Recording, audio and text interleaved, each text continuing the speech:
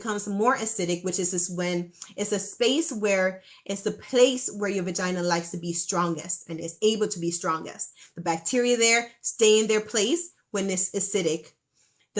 Everything there is balanced and happy when it's acidic. When it's not acidic, when your vaginal discharge changes, that causes all of this odor changes, that's a sign that the vagina is not balanced.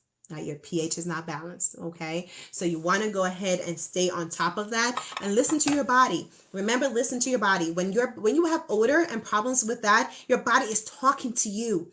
That is the communication. Your vagina is your communication with your internal system. If you have diabetes, especially when it's uncontrolled, you have more problems in the vagina. Your vagina is talking to you. If you have GI problems with your gut, the things that you're eating, a lot of stomach upset, if diseases start in the gut, and the gut communicates down here and lets you know when your vagina tells you with discharge changes, with odor changes, the way it acts and feels and moves is a representation of what's happening internally in your body. Okay, so don't ignore it at all. Pay attention to it, okay, and respond to it accordingly. Sometimes it means that you need to cut out the fried and fatty foods. Sometimes it means that you need to decrease the amount of sugars you're intaking. Research, lots and lots of research has been shown that people with high sugar diets have increases in their vaginal odor and vaginal discharge and infections. It is linked to our gut. So if you're taking in a lot of sugars, maybe around the time of your cycle, the best thing that you can do for yourself is to decrease the amount of sugars that you're eating. Yes, I know it's hard because you have cravings and you're like, Dr. P, what are you saying? I love chocolate. I get it. I go through the same things, but you have to control. You are in control of your body. You're in control of the things that you do. And so you want to make sure that you go ahead and incorporate the activities that you know are going to be best for your vaginal space. So if your vagina is telling you that it's having issues around that time, cut out the sugars. Number one, drink lots of water. Number two, make sure that you're eating a very clean diet. The best way you can would be my number three, my top three things that I would tell you, okay? Someone just said, what about a UTI? Well, here's the deal with a UTI, okay? So what happens here, remember, if you enjoy our conversations and the teaching that happens here on the platform, please tap your screen for me and send some love and some heart there so that we can stay on the platform and keep talking and teaching, okay? UTIs, this is a bladder, representation of the bladder, okay?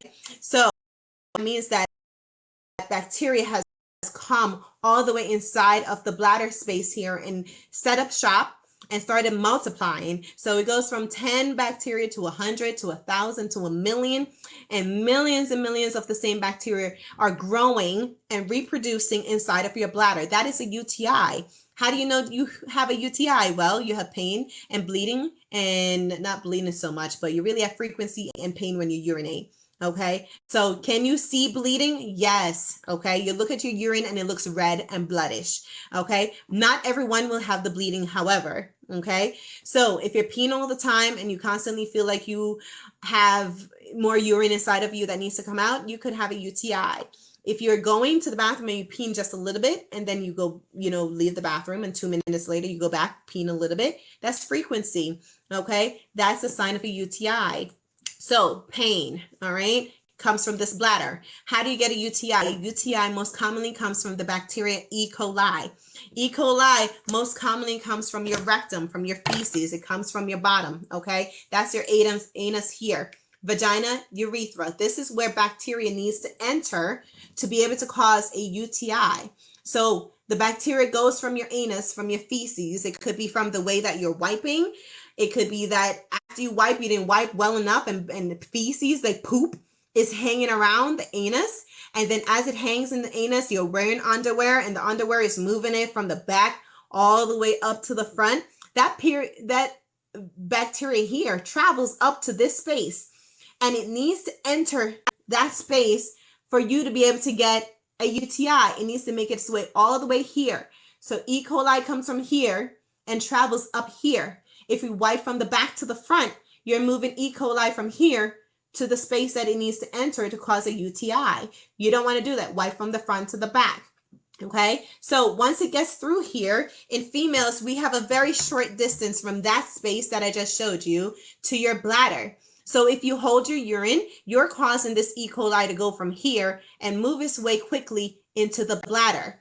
If you are not drinking enough water, you're giving the bacteria plenty of time to go from here to here. Why? Because when you pee, you wash any bacteria that could be on its way into the bladder away. That's why we tell you don't hold your pee, number one, and we tell you to drink enough water so you're peeing regularly. Because the more you pee, the more you wash any bacteria that could be from the outside trying to get in, because it has a very short distance, okay? If you're urinating every 2 to 3 hours, you're doing great. You're doing wonderful. If you're going 6, 8, 10 hours without urinating, that's a problem. If you're having recurrent UTIs, that means you're having even 2 or 3 UTIs per year. That's a lot. You should not be having that many. So you want to invest in water, wash those bacteria away. Okay. Don't hold the urine in the inside. The bladder is not the problem. The problem is that the bacteria is getting time to crawl all the way up into your bladder and cause an infection. So you have to pee, go and pee and wash it away and do yourself a favor. It's the best thing that you can do for your body. It's the best thing you can do for yourself. Don't hold it. Drink lots of water. Wipe from the front to the back. And you should be golden. If you're having infections all the time and you're doing all those things and you're like, Dr. P, I'm not doing anything wrong. I'm doing my part the best way I can. Sometimes you can have a congenital issue, which means that you were born with it, where you have problems in the urethra or in the bladder itself, causing you to get infections all the time. Okay. But there's a very, very, very, very, very, very, very small set of people that have that issue. Okay. So most likely you're doing one of the things that I just mentioned. You're doing them incorrectly, causing yourself to get a bladder infection.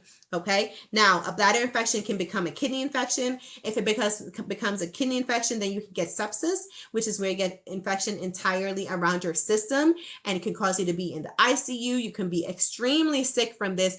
You do not want that.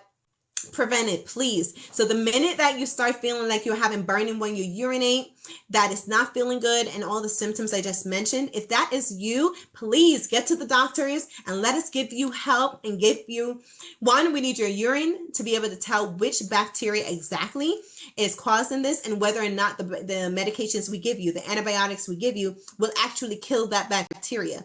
That's the reason why we want you to give us a sample. Very, very, very, very, very important. You give us the sample before you start the antibiotics, and then you take that right away. Drink lots of water. Use some cranberry supplements if you would like. Sometimes they help, but the best thing you can do for yourself is drink lots of water, pee all the time. Let me drink my water, okay?